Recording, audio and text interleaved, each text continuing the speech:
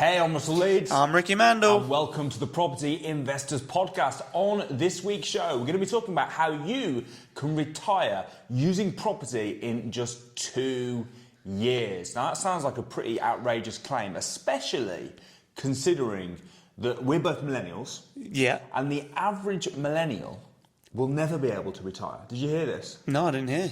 The average millennial, they reckon, will never be able to retire because they don't have enough money in their pension to pay for their lifestyle. So even though they've got a pension, there's not much in it, and it's not going to pay them enough to live on down the line, which means that although they'll have a pension, when it kicks in when they're 68 or whatever, they'll still need to work to supplement, they'll still need to work part-time for the rest of their lives. They reckon that most millennials will never be able to retire. So you work all your life to never retire. To carry on working. So you just keep working your entire life until the day that you die. Yeah.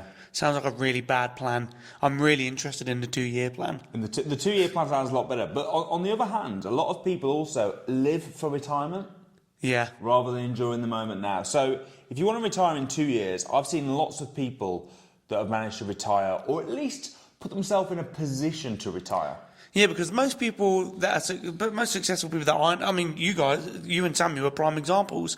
Samuel, if I remember correctly, did retire. He did. About, was it 2016? Something like that. He retired. Yeah. And he signed up for a cage fight. He won. And he lost kind of purpose and got bored. And it was Amanda that pushed him on to start the training. So most wealthy people, in fact, every wealthy person that I know is in a position to retire, but choose not to because they do work because they want to work, not because they have to. And if they wanted to step back at any point, then they could. Yeah, I think it's interesting as well because you're right. A lot of people, they could retire, but they choose not to. If you're not in that position, you might look at it and go, that's crazy. I'd love to retire. But actually, in reality, when you've got nothing, I love working. Yeah. And when you've got nothing to do, it's actually really boring. Yeah. What are you going to do all day? Just sit and watch TV and do what? Just, you've got no purpose. You're just existing. You don't want to just exist. Yeah, you need a purpose. You want to be doing stuff. I think so, anyway. But I do think it's important that you're in a position where you could retire if you wanted to. Yeah. So then you can work because you want to, not because you have to. So retirement's more as well security. It's secure. Yeah, it is security because also you never know when you might need. If you were sick or if you had a family member that was sick and you wanted to stop working and spend some time with it, it gives you freedom. Yeah. To do what you want. However, I think most people with that freedom would choose to carry on working and building because otherwise it's really boring. And sometimes it's not even work as in working on a business, it's also working on, I guess, charities, foundations, things like that, but constantly doing something. But how do you get to that position in a couple of years? Well, the first thing they need to do, if you want to be in a position to retire, and this is where people with the pensions are going to come unstuck, and this is what they're talking about, why millennials are going to have to work for the rest of their lives, is if you want to retire, i.e. not work, that means that you need something called a passive income. Now, a pension is a passive income, right? Because you're being paid in the future for not doing anything. But you need some sort of passive income. You need some sort of money that's coming in without you doing anything. However, this is the important part. That amount of money that comes in has got to be at least however much it costs you to live, right? So if you need £3,000 a month just to survive, and you've got a pension or you've got passive income coming in of £1,500, you've got a £1,500 shortfall there. Well, what is retirement? Is retirement living a very comfortable life, doing what you want, when you want, with whoever you want, and living the dream? Or is it just passive income covering your living expenses? Well, retirement is when you stop working. Yeah, but I wouldn't want to retire just, to cover my living expenses there. But that is retirement, though, isn't it? Is it? Well, of course. What do you mean? What do you mean by retire? Well, I don't know. I guess that would be the definition of it. But I guess when you retire, you want to be really in a position where you've got loads of choices and you can do what you want. Because you could still retire, but still be making ends meet, couldn't you? Basically what you're saying is you don't like. The thing is, though, right? You're talking, very much from your personal position, right? But most people are working and still struggling to make ends meet.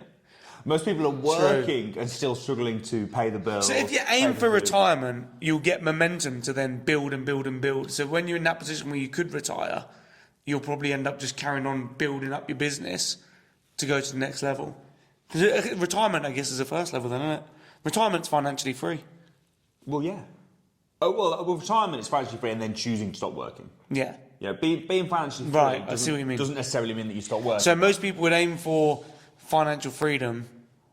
A lot of people we work with get financially free and end up retiring for a few months, realising it's boring, coming out of retirement to then build their business again. Yeah, 100%. Well, we're not saying that you should stop at retirement, but it's being put in the position where you can retire if you want to. When do you think you'll retire? I don't think I'll ever retire. What, so even when you're like 80 years old? Yeah. Really? It's interesting. Well, if you hear about a lot of people, like especially people that are really busy, where they're really busy, like they're headmaster of a school or a lawyer or something, and then when they retire, then they die within like a year or two because their body's so used to working. When they stop and they switch off, it's like, oh, we're finished here. And so if you wanted to just leave this earth one day, you'd just stop working.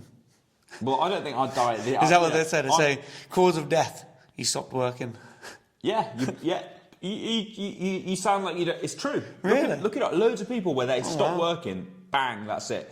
So for me, I enjoy working. I don't want to just chill. I might slow down, but I don't think I would ever want to stop working and stop doing something because it's fun. I had an operation on my foot, as you know, and I was literally just stuck in bed for like 2 weeks, and it's so boring. It's so boring having nothing to do, not being able to do stuff. I hope the operation's fixed it. It has fixed it. I mean, when you said that you were going in to, make you better at football, they were like, we'll give it a go. Well, do you know, they actually think it was you that damaged my toe. They reckon it was when you stood on my toe. The weight crushed it. The crushing of the toe decimated my toe. Well, hopefully you're better at football now. Hopefully they put something in there, a little metal plate or something, just to ping the ball a bit harder. Well, right now I can't play football or anything at all. I can. How long? The whole thing, I should be out for about 7 weeks. I should be out. Talking as if you're like Premier League footballer. Yeah, I should be out. I'm out for about 6 weeks. Well, I'm out. That's how like professionals talk, innit? I'm out for this long. Oh yeah, he's out of action for this long. I'm back in the gym though. How can you be out for 6 weeks but be back in the gym? Because I can't play football because that's different, but I can do upper body. I can cycle even now. So this week I've started cycling every day. On the station, I wouldn't want to risk falling off the bike. So you're not training your legs.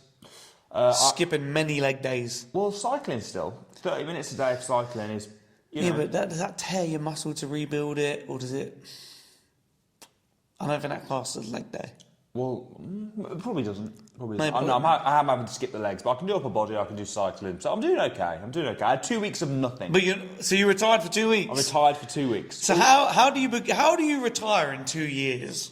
In 2 years? Well, the first thing that you need to do, like we just said, you need to work out what your living expenses are. Because if you're going to retire, the first thing you need to know is how much do you need to live? How much money needs to be coming in to cover you? That's the very, very first thing that you need to work out. And living expenses are not eating out every single day, going to movies every single week, living a lavish life. Living expenses are just what you need to live. Yeah. So rent, mortgage, bills, food, drink, car.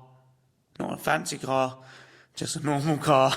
And your bare minimum, if all hit the fan today, how much do you need to live? Well, you could go back through and you could look at it and go, well, look, right now I'm spending X amount on a car, but I could, if I had to retire, I could have a car that was Y.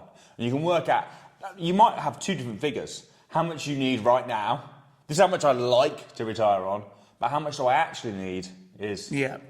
So that would be your living expenses. That would be your basic living expenses. It's a good exercise actually to go through your online banking and work out what they are. And you might spot stuff that you're like, oh, do I really need that? Yeah. Do I really need to be spending money on a gym when I haven't been for 2 years, as Ricky found out. Start going again now. Start going again now. How am I looking?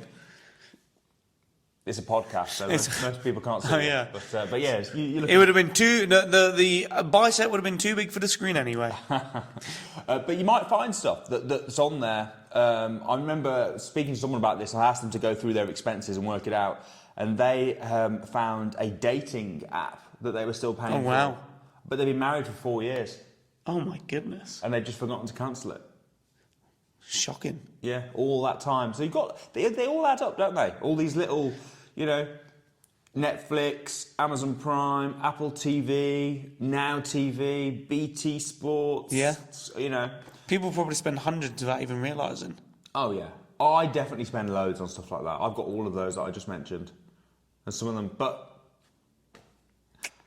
you're rich. You're rich. But if I was working this out, I was trying to work out how I'm sure there's lots of ones I could get rid of. Take right? a few days to go through the outgoings. Yeah. Have you got anything on there that you can think of that's like, you know what, that is a waste of anything you pay for that's a waste of money? It was the gym, but now I've started going to the gym. You didn't again. go to the gym for about 2 years, did you? And you were still No, I was still paying, yeah. That's crazy. Anything else? Probably I think I pay for Apple Fitness, which I don't really use because I go to the gym. But I got Apple Fitness when I wanted to start doing home workouts. I actually never used it. I'm sure I've got lots of little things like that. I'm just trying to think. I'm pretty good with if I don't use it, then I just stop it. Just stop it. Yeah. I'm a free trial guy, and then cancel at the end of the free trial. Oh really? See, most free trial guys don't cancel. That's how they get you, isn't it? Yeah. Right. So anyway, first thing you need to know is how much you need to live. You need that figure clear in your mind. So that's the target. Then you need to work out how you're going to create the passive income to cover that cost. Now, interestingly, passive income, I mean, if it's a pension, for example, it's 100% passive, right? You don't have to do anything. But the definition of passive income isn't to not do any work at all. The definition is little to no work. Yeah. So there might be, for example, if you've got tenants, even if you have a letting agent that's managing the property for you, they might still get in touch every now and again and say, oh, the boiler's broke. Do you authorise that payment? So technically, you've still got to take that phone call. Yeah. You've still got to authorise that payment. But you're basically in a situation where you're doing very, very little work. So it's not just the money goes into the bank every month and you don't even have to lift a finger. I mean, there are some things that do that, but that's not the definition of passive income. It's little to no work. Yeah. Yes, there can be little bits of work involved. So the next thing you've got to think about is, what can I do to earn, let's say your figure is £2,000 a month. What can I do to earn £2,000 a month in passive income? And you've got to figure out how you do that. Now, we know that you can do that very, very well through property, but the question is, Rick, do you need loads and loads of money to create a passive income? No. So you can create a passive income without having a big pot of income? Absolutely. Go on, explain. How can you do that? Well, the way that I started was with rent to rent. So rent to rent is, many of you know, but if you don't know, I'll explain, where you rent a property and you pay a general rent to the landlord. So let's say you rent an apartment for £1,000 a month. You pay that to the landlord and then you rent it out yourself, but you generate super rent by renting it out as a service accommodation. Or it might be a house that you do as a HMO. And then let's say a service accommodation, you charge £150 a night. If you've got a high occupancy, you'll turn over maybe £3,000, and then you pay the landlord their money. You'll have other expenses, commissions, online travel agencies and management fees and stuff like that, and then you'll be left with a profit. I mean, geez, to make the average expense, if you like, I think most people, if you look at the average person, most average people's living expenses would be, maybe 2,000? Something like that? I think most people would need at least 2,000 to... Right. So our average student that has rent to rent, we've done a survey, and our average, the students come through the training, on average, make a profit of £1,200. Per unit. Per unit. So you only need 2, maybe 3, for the average person to be financially free. And we're in a revolution right now where it's just, interest rates are up. So what does that mean? That means that landlords are scared. Landlords need help. And it's our job to come in and get these rent-to-rents and help the landlord, pay them their rent every single month. That's the first thing. That's how I started. And it's very passive because you put systems in place, having good cleaning team, having a check-in and check-out service, having a good channel manager. You can connect the three together. So, yes, you'll be answering maybe some phone calls and you'll be managing the cleaners and, managing the channel manager, managing how people get checked in and check out, managing the guests a little bit. But it's not going to be very, very active. You'll probably spend maybe a few hours a week on that business, which I would say is fairly passive. Yeah, I think you can get it to a lot less than that. Yeah, I don't spend anywhere near a few hours a week on my. If you have good systems. Yeah. For the average person that's just starting out. Yeah, it's going to take a bit of work to get started. Yeah. But once you've got it up and running, you've got your cleaning team and stuff in place. Pretty much, you don't have to do anything really. Especially if you're using, a good channel manager, a good cleaner, you've got a good handyman. Yeah. And you've got a virtual PA. Yeah. And you kind of covered, aren't you? Well, rent-to-rents are great for financial freedom. Now, to actually retire, what do you think? Do you think they're great? I think a rent-to-rent, probably to retire, probably not. I'll tell you why. Because they will come to an end. There's a term. At some point. Yeah, there's a term. A 4-year. But it might be the landlord asks for the money back, so it's not your property. You're controlling the property, but it's not yours. If you're looking to retire, unless you're like 90, in which case then happy days, sign the 5-year term and you should be okay. But if you're like, you're what, 42? By my hairline, yeah. How old are you? 31. No way. Yeah. No, do you know why I'm so? It's because of how successful you are. So thank you. Appreciate it. Yeah. Thank you. No need for a round of applause, guys. Appreciate it. So you're 31. If you had a rent-to-rent, it's very unlikely that rent-to-rent is still going to be how old do you think you're going to live to? What are you, 33? What? I thought you meant how long would I go for the rent-to-rent? How long would that last me? How long do you reckon you're going to live to? Well, hopefully, 100. 100. That's pretty old. Imagine if I'm the world's oldest man. Well, 100 wouldn't be the world's oldest man. 119 or something. I don't know. It depends if you go back through history. Like if you look at the people like Adam and Eve, they lived till they were like 900 now, didn't they? Did they? Yeah. I didn't listen in history. Fair enough. Well, if I'm going to go to 900, I'll take that. People live to 900, but then the rent-to-rent definitely wouldn't last, right? But even if you live to 100, although they do think we're getting older, don't they? They reckon. Do they? They reckon that the average, with our new healthcare and the way we look after our, maybe not you. Maybe not me. I missed the memo there. They reckon that we're going to live longer. But anyway, let's say you even live to you were 70. Right. Right?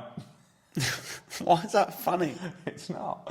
Let's say you live to you were 70. That's still what, like 30 odd, 35, 36, 37, 38, 39 years. Yeah. Wow. I'm halfway through my life almost. Oh. It's only if you live to 70. I'm going to book a doctor's appointment after this. Have a checkup. I've actually booked one with Bupa. They do like what, a full body. health? Yeah. So I'm going next week. Imagine if they come back and you're like, right, you got a couple of years. Oh, thanks, mate. Well, you're sat there saying to me, laughing and saying, because I want to live till 70, 80, 90. Yeah, 70, 80, 90 is different to a couple of years. 5 years. Oh, flipping heck, yeah, sure. So then I'll be okay with rent-to-rent then, wouldn't I? Rent-to-rent probably would. 5-year term, you're covered. Yeah. What I would be looking for, if I was looking for a long-term thing, and I think is a brilliant strategy for achieving financial freedom and therefore being able to retire, I think lease options. Yeah. I think lease options are where it's at. So a lease option is very, very similar to a rent-to-rent. However, the difference with a lease option is that you get to buy it at the end of the term. We've recently secured a lease option agreement on a hotel. So we've got a 10-year lease. Number one, it's longer. 10 years we've got on this, right? So 10 years is quite a long term. But literally, just this one deal that we've agreed, right? We didn't put any money down to buy this deal. Just this one deal that we've agreed, you would be able to retire off this one deal. Go on, how much? That's it. How much? Well, what's the question? How much what? You said you could retire off this one deal. Yeah, so we're going to be making probably $500,000 a year off it. Whew. Wow. No money down, lease option agreement. Literally this one deal. Say within 2 So years. it's a hotel, so it's similar to service accommodation. It is. We will be running it as serviced accommodation, yeah. So it's a hotel at the moment, but we're going to be running it as serviced apartments. Okay. Serviced apartment hotel. And what's pretty cool is you can often turn rent to rent into lease options. Yeah, I wouldn't recommend going for this. You know, there's like, depending on quite how we split it up, we're just doing the work at the moment. It's going to be like 26 rooms plus a conference centre and stuff. So I wouldn't recommend going for that for your first deal, but no money down, lease option agreement, taking over the property. And the option to buy at the end. And the option to buy at the end. And with the fee that we've agreed at the end is worth about what it's worth now. So you'll have the appreciation as well. You'll have the appreciation as well, exactly that. And then, but how are you going to buy it? What you'll do is for these 10 years, you won't spend that money. You'll save it, and then you'll use the money generated from the asset itself to buy it at the end of the 10 years. Yeah. So it literally is. The only thing we've got to pay for is the works to renovate it. It's quite an interesting point though, that, because if you're doing rent to rent, Yeah. you'll become financially free straight away. Yeah. But if you're doing lease options and you're saving the money to then buy it, you wouldn't be able to retire straight away. You'd have to wait, wouldn't you? Well, you wouldn't be able to. Unless you eat into the money that you're saving. Yeah, it depends on what else you're doing. You might have a couple of rent to rent and a lease option. Yeah. Do you know what I mean? So you might have different. You know, the whole point about this isn't just to do one thing and then to stop. The whole point isn't even to retire, as we mentioned at the beginning. It's just giving you the option, right? I would recommend not retiring. I don't plan on ever retiring. Do you plan on ever retiring? I don't know. I've never really thought about it. No, I feel like I'm quite young compared to you. Well, we're pretty much the same age, aren't we? How old are you? How old do you think I am? Hold on. I know how old you are. Hold on. Samuel's 33. Or is he 34? I think he's 33.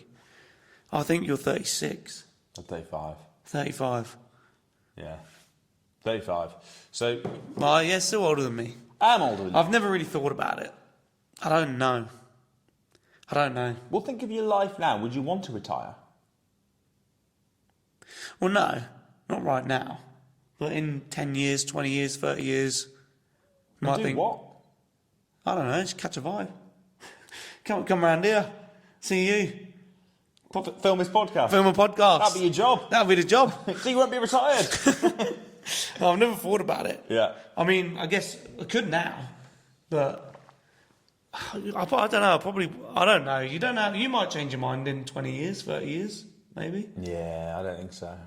Really? Yeah. I don't plan on retiring. I don't want to retire. I enjoy working. If you, like they say, that if you enjoy what you do, you never work a day in your life.